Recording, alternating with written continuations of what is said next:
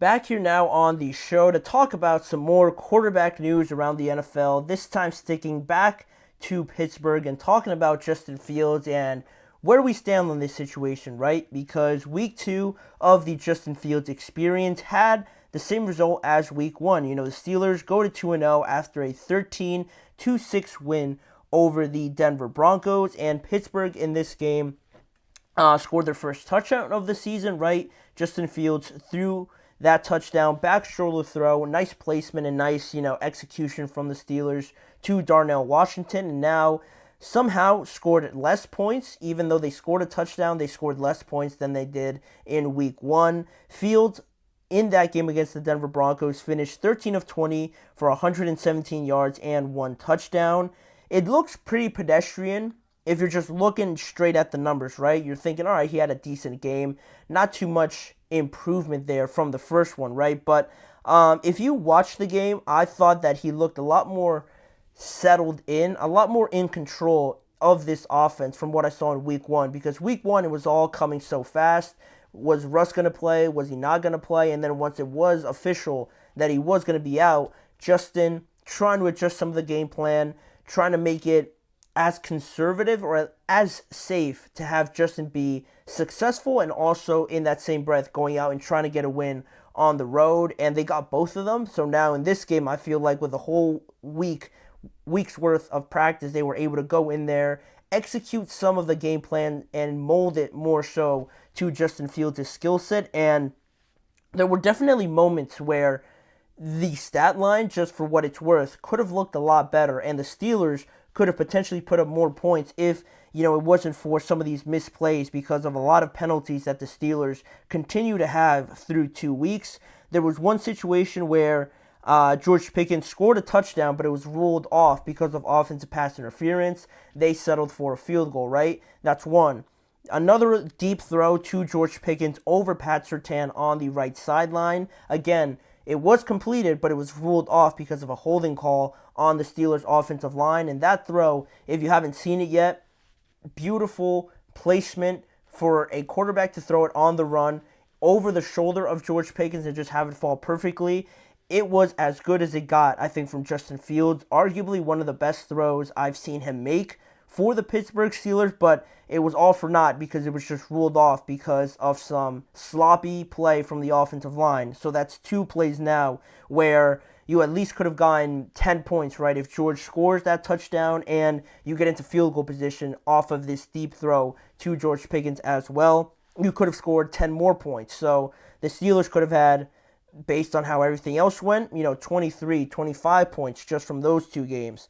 And there was also another play, a deep throw again to George Pickens that was incomplete because of a pass interference call on Pat Surtain. I'm almost certain that led to another field goal. And in hindsight and everything, if all of these are completed, or at least 2 more of these, Justin has thrown for 2 touchdowns and probably has like 200 or something yards, right? And it looks a bit better. But I think more so than not, the Steelers just have to fix some of their other problems and not just, it's not like it's just all Justin Fields and he's like holding them back or anything like that. I think he's the one that from week 1 to week 2 has gotten progressively better and progressively cleaner in some of these plays, whereas the Steelers' offensive line and some of the production from the wide receivers did go up a bit more. We saw a bit of Van Jefferson, Calvin Austin making a couple plays, Pat Freiermuth also getting involved. The running backs did their thing, but the offensive line, I think,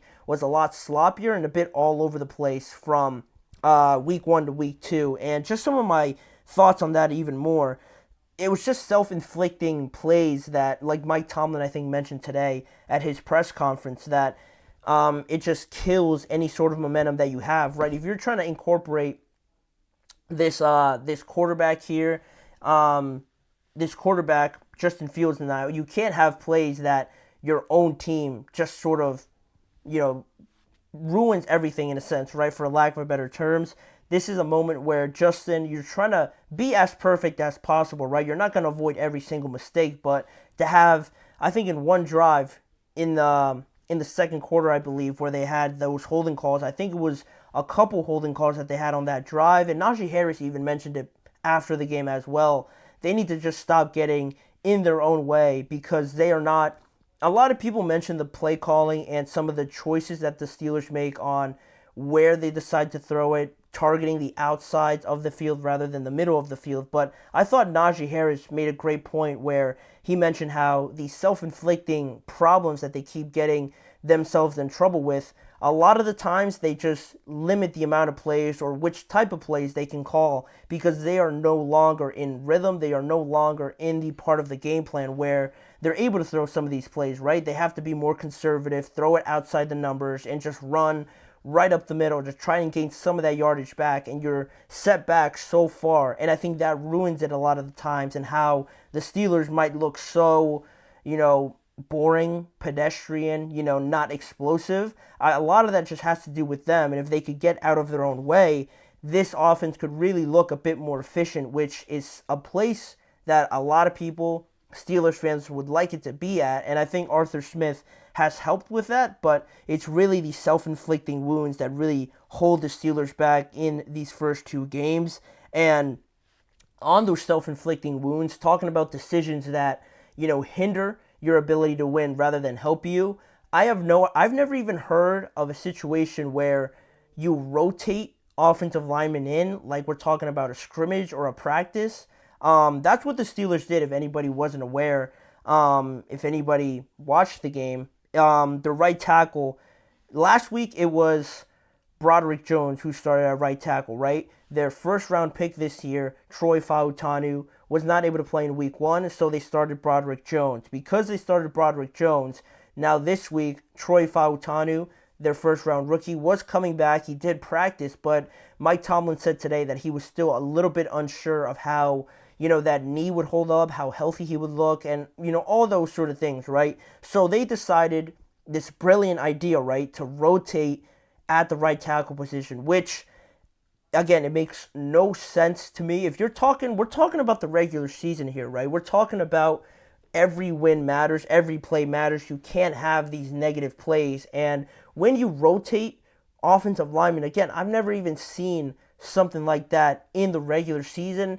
Practice, scrimmages, preseason, that is all fine. It doesn't matter. But in the regular season, to have a guy come in for a drive or two and then sub him out, have him standing on the sidelines and have the other guy have a turn at it, I know you're sort of protecting them because of health, but I think that's a risk you can't take at this point because you mess up the entire flow of that offensive line. One guy doesn't do what the other guy does well, or vice versa, and that's what happened because Troy Fautanu, as much as he could have been hurt, and still not 100%, he played pretty well, whereas Broderick Jones came in and he was rotated in, and he had, I think, 3 or 2 holding penalties that really set the offense back, and you're sort of stuck in these decisions that you make because you decide to rotate these offensive linemen in, and it just doesn't work out. And I think anybody could have told the Steelers that from the start, that rotating offensive linemen in it's not even a thing, I don't even think, again, outside of preseason or anything like that. If you were scared of Troy getting hurt, Fautanu getting hurt, don't play him. Just start Broderick Jones. Maybe he wasn't convincing in the first week, but I think it was worse, and it looked worse because of the fact that you were indecisive in trying to do that, and it hurt the offense, in my opinion. So that's one thing. But also, because the Steelers have a very good defense, I think they've gone by as well pretty much unscathed from these first two games. They made it very hard for Bo Nix to really get anything going in the first half or just overall. Bo Nix finished with 246 yards and 2 interceptions, and that big one was in the red zone, throwing that interception to Corey Trice. But the Steelers, again, feel like their defense is keeping them in these games, and we're going to have a better look at them next week, or this upcoming week, I should say, when they face the Los Angeles Chargers, because that's going to be an ugly, run-heavy, probably low-scoring as well kind of game, where the Steelers are definitely going to be tested more. Their defensive line, their linebackers, the entire defense is going to be tested more in how they stop the run and the plays that follow subsequently after that. Because the Chargers have been looking good. They're definitely better than the Broncos. I don't know if they're better than the Falcons, but they've surprised a lot of people with how they've played. And just going forward on Fields and wrapping this all up with him, my final thoughts on him, I think it's just now that you're 2-0 with him that he's looking more comfortable, and I expect him to look better next week against the Chargers as well. And if he somehow wins that game, if the Steelers pull it off and say they score maybe 2 touchdowns now this week, I think that's pretty much a decision made for you, right? I know Mike Tomlin keeps saying that he doesn't want to live in the hypotheticals, that it doesn't really make sense to do that, but there's going to come a point, and I'm sure he's waiting for that moment when Russ is healthy. With the way Justin is playing right now, I think this is just leading to a road, to an end result where if he's 3-0 and Russ comes back, I don't know how you just tell Justin, like, sorry, your work is great, but we're going to start Russ anyway, right? That's not fair, and that's a good way to divide the locker room, in my opinion, right? If Justin's winning these games and you just throw Russ back in there, there's going to be some dividing thoughts in there, and that's the last thing you want, again, for this Steelers team, that their offense isn't a juggernaut, isn't explosive, right? Everything is so just kind of pieced together, and they're just getting by. I don't think you touch it whatsoever. That's my opinion. I've been pretty convinced with Justin Fields, right? I feel like he's getting more confidence as the games go on, and I'd like to see him, just keep getting better rather than throwing a wrench in the whole thing and creating more problems for you, unnecessary problems at that. But we'll see how that goes. Hopefully the Steelers get to 3-0 this week in their first home game hosting the Los Angeles Chargers. But that is all from the news point of things. We're going to recap a little bit more now with the next couple of segments, looking at first which 2-0 teams have surprised us the most through these first 2 games. I have a top 5 of the most surprising 2-0 teams, and then in the second segment after that, we're going to look at the top 5 0-2 teams that I feel like are worrying me the most at this point in the season. Those 2 segments are coming up in just a few seconds. We'll be right back.